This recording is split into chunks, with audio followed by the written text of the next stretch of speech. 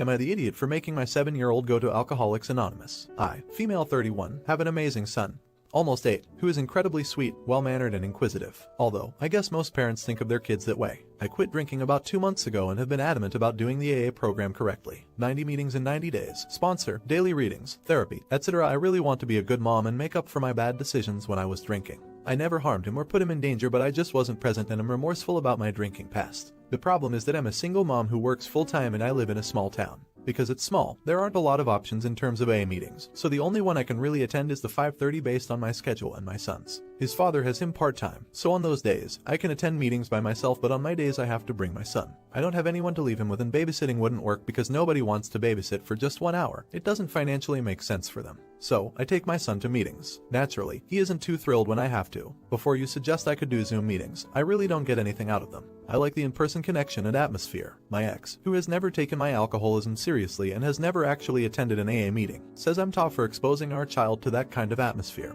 and those kinds of people. The truth is, those people are what have saved my life. They are so sweet and good with my son, and while sometimes the subject matter can be a little adultish, we mostly talk about how to be better people and live a spiritually sound existence, and to help our fellow man. I personally think it's good for my son to be surrounded by people that are trying to better themselves and also to let him know at an early age the effects of alcoholism as it runs in my family. But maybe I'm tall and way off the mark and I'm doing more damage than good. I would just like outside opinions that aren't emotionally connected to the situation. Am I an idiot for taking my 7-year-old to AA meetings with some of the topics that are addressed? Edit. I super appreciate everyone's responses. It gave me a lot of insight. Admittedly, I didn't really think about how other members may feel about having a child there. I was mostly thinking about the comfort of my son. I will say that the group is all old-timers that have years of sobriety and largely just talk about service work and how much better their lives are. But, as many have pointed out, the presence of a child may deter members from talking about serious subjects, so I'll either just give my kid headphones and a tablet to play with, something I usually hate doing but I guess I'll just have to suck it up, or do Zoom meetings when I have him. Again, thank you for all of the input, even the people that were incredibly harsh with their verdict. You're an idiot. I hate to say it because you are doing well, especially wanting to attend all the meetings. But taking your child to the meetings is not only unfair to him, it is unfair to the other people in the meeting.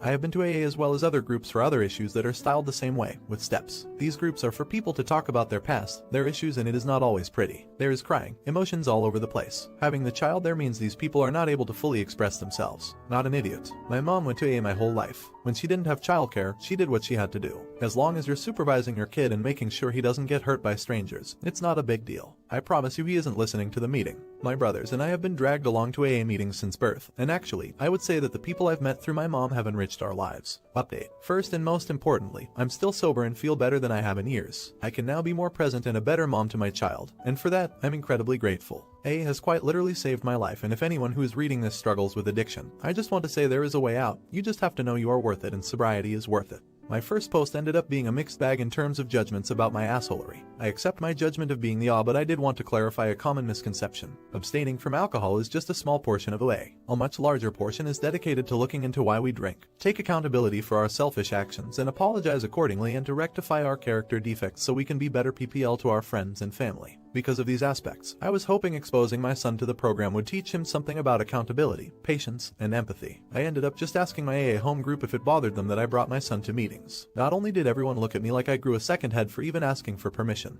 every parent in the group talked about their own children growing up in AA and how you do what you have to do to stay sober. Essentially, the consensus was that it is far better for a kid to have to be dragged to meetings a few hours a week than to have a mom drunk all the time. I still take my son to AA meetings, but now I allow him to play on my tablet with headphones. I got renamed in the comments for not allowing my kid to do this before. Fair enough. I just have this thing about kids being on technology as a quick fix for boredom.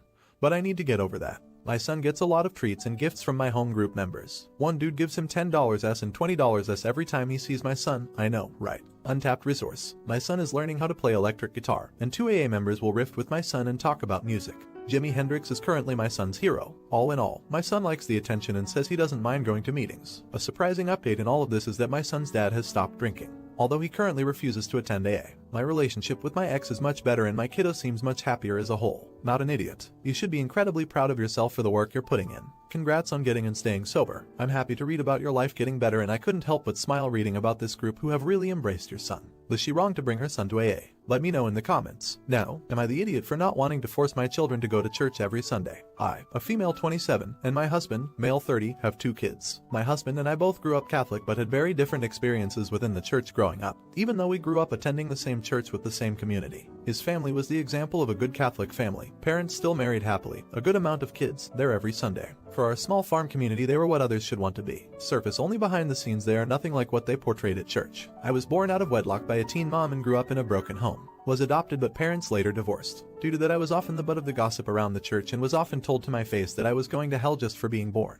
But my mom still forced me to go every week, Wednesday and Sunday, even though at a young age it led to me coming home crying. She forced me to volunteer and participate in numerous activities to try and prove my worth. I have zero issues with my faith. I still believe in the Catholic religion. My issue is with the church itself. I pray regularly, occasionally listen to Mass, but I don't feel like I need to show my face in the building to be whole and complete in my faith. Recently, my husband's best friend, male 29, got very into religion again after years of nothing. My husband was very proud of him for finding that piece that he, best friend, said was missing. This has also caused my husband to get more involved again, which I don't mind. But now my husband wants us to become that picture-perfect Catholic family by attending every week on our Sunday best, no ifs, ands, or buts. I talked to him and he says he understands my feelings to a point, but he only knew love and praise from the church, so, to his own admission, only somewhat understands, and says we can't shelter our children from God just because I felt abandoned by the community growing up. We still live in the same area we grew up in. I am not trying to keep my kids from God. I plan to teach them, pray with them, etc., but he doesn't think it's enough. Am I an idiot? Not an idiot. Let the kids decide if they want to partake in that religion when they are old enough to make that decision on their own. I am not a fan of forcing anyone to partake in any religious activities or practices. It should be a choice. And children's brains are like sponges. They absorb and often believe everything they are told and taught. So I sort of view it as brainwashing to an extent if they are being told what to believe in religiously during their entire childhood. That's not right in my opinion. Update. My husband and I spoke last night and I showed him the post and all the comments. He appreciates the insight and people sharing their experiences since it really helped him see his was the uncommon one. He admits he'd have head first at 1000% into this whole thing, which he has a habit of doing, and one of the adorable quirks I've come to love over the years. Never half-ass tries something, always very overly passionate for maybe a week or so before he calms down. He feels guilty for it coming off as him wanting to dismiss my experience and feelings for the fake perfect family image, which he swears is not his intent, and I believe him. His reason for wanting us to go as a whole family was partly because he misses the sense of community he felt growing up from the church, and ideally was in the mindset that us going as a family will give our kids that same feeling, experience as they grow. He thought many of my negative experiences came from me going to church with my broken family, but he listened and asked me to explain in detail, if I was comfortable, exactly the type of stuff I went through. After I did, he realized that our children will most likely end up subject to it as well. Our older child was born before we married, regardless of the church not acknowledging our marriage, and our younger one I was pregnant at the wedding with. He understands now that most of the ridicule I got and hate I experienced was mainly from just existing and nothing I personally had any control over. He doesn't want our children going through that or risking myself reliving it. He still wants to get back into it because he truly feels like he's missing something in his life and thinks this may be it since it was a huge part of his life for a long time, which I fully support. But he plans to start by just watching Mass online for a bit. He even spoke to his best friend about all of this, and his friend reiterated that believing and following the faith does not mean you need to physically go to the building. He also quoted Big Bang Theory as someone in the comments on the original post did. As for the children, as they get older we plan to explain our beliefs to them as well as others out there. But as they grow, if they decide it's not for them either at all, or find one they believe fits them better than mine and my husband's, we will support them because being a parent means loving your children as they are, not as you try and make them be. They will be taught to be kind and show love, but not because the church says so, because it's what good people do, religious or not. No idiots here. Love that he's hearing you and considering your children. I am a recovering Catholic, and I know that sense of missing community. It's not a real community if they aren't loving and accepting of you. Why don't you see if there is some mutual aid or organization you can join? A sense of community and doing good works would be excellent for the children too. Should they join the church? Let me know in the comments. Now, am I the idiot for telling my parents they no longer have a daughter? I, female, 16, have a brother, 14. He has always been a little more feminine, which has never been a big problem. But today, while I was getting ready to go to a friend's b-day party, he came into my room and asked if I could put some makeup on him. Literally just a little bit. Blush, eyeshadow, lipstick. So I did, and while I was doing it we were laughing really loud and my parents must have heard us. My mom came into my room when she saw my brother with makeup on. She started screaming at him, then my dad came in and joined. I was trying to calm my parents down while trying to stop my brother crying. After maybe 5 minutes of my parents screaming at my brother, my dad said he will not have a fig as a son. That is when I lost it. I started screaming at my parents, telling them they are terrible humans and they better be ashamed of themselves. It doesn't matter if my brother wants to wear makeup and we were only fooling around, and if their first reaction of seeing my brother with makeup on is to call him a slur, then I no longer want to be around them. And they no longer have a daughter. I took my brother's hand and took him to the bathroom, cleaned his face, then I took him to my grandma's house. We have been staying there for a few days. My grandma knows what happened and is on my brother's side. My mom phoned today and said what I said really hurt her feelings. I said the same thing, that what she said hurt my brother. I feel like I went too far saying what I said, but I also feel like they went too far on what they said about my brother. Am I an idiot for saying my parents no longer have a daughter? I also want to put it out there. My grandma said me and my brother can live with her as I am 16. I can move out of my parents' house and live where I want without them getting me in trouble, but my brother is only 14.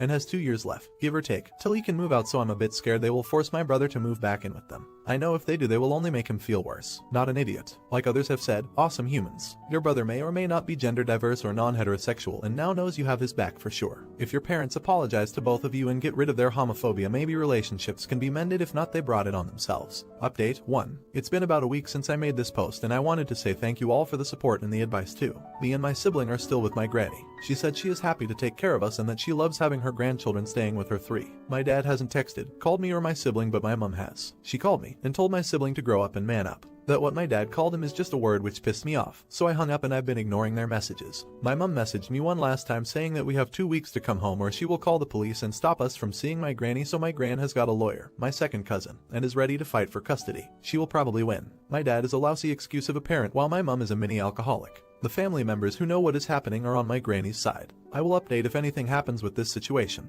I also want to say that I sat down with my sibling and my grandma and talked about being transgender, non-binary, and gender fluid. I told my brother that he doesn't need to identify as any of them if he doesn't want to. But if he would like to, I will help him understand them a bit more. Also, I'm calling my brother my sibling just in case. ETA, 1. We are still staying with my grandma. My mom and grandma had a conversation but kept us quiet, then left about 2 weeks later. My mom came back with 2 bags of clothes, dumped it and left, so I think that's a good sign. My gran is getting things ready if we ever need to go to court, but by the looks of it my parents have just gave up with us. Not an idiot. I don't know you, but I am so proud of you. It took real guts to stand up to your parents' vile treatment of your sibling. The fact you took them to a place of safety, a granny house, and still refused to accept your parents' treatment of said sibling is just inspiring. Your granny sounds amazing. I hope you and your siblings have a great future with love and support.